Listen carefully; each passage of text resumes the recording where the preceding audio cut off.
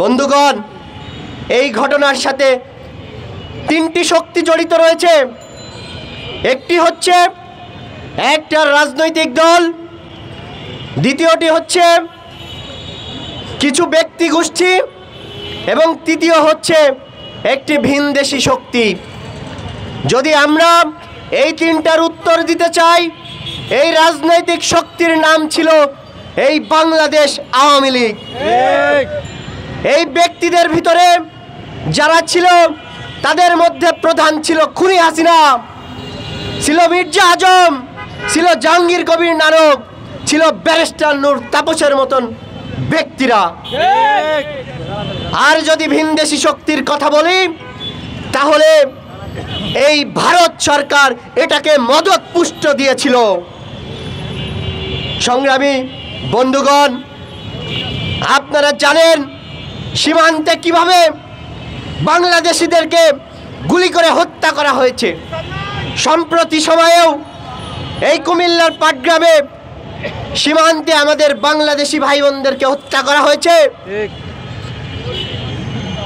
আপনারা জানেন এই শহীদ আবরার ফাহাদ ভারতের আগ্রাসনের বিরুদ্ধে লেখার কারণে তাকে নিষিদ্ধ জঙ্গি সংগঠন ছাত্রলীগের মাধ্যমে তাকে হত্যা করা হয়েছিল। আপনারা জানেন সেই ফেলানির ঝুলন্ত লাশের কথা আমরা বাঙালিরা জানি। ভারতের সাথে আমাদের সম্পর্ক সেদিন শেষ হয়ে গিয়েছে যেদিন আমার বোন ফেলানির ঝুলন্ত লাশ ওই কাঁটাতারে ঝুলছিল। সংগ্রামী বন্ধুগণ, ভারত সরকারকে স্পষ্ট বার্তা দিতে চাই, কোনো লুকোচুরি নয়। আপনার লেন্দুব দর্জি খ্যাত শেখ হাসিনাকে কিন্তু আপনাদের কাছে পাঠিয়ে দেওয়া হয়েছে। আমরা স্পষ্ট করে বলতে চাই, এরপর থেকে ওই পাশ থেকে যদি ফুল মিষ্টি আসে তবে এই ফুল মিষ্টি যাবে, আর না হলে লাশ উপহার যাবে। সংগ্রামী বন্ধুগণ, ভারতের সাথে সম্পর্ক যদি হয় সেটা হবে ন্যায্যতার ভিত্তিতে। ভারতের আশেপাশের কোনো দেশের সাথে কিন্তু তাদের কোনো ভালো সম্পর্ক নাই, বন্ধুত্বপূর্ণ সম্পর্ক আমরা দেখি না। এই ভারত আবার বিশ্বের বিভিন্ন দেশকে সম্প্রীতির বার্তা শেখায়। আমরা দেখেছি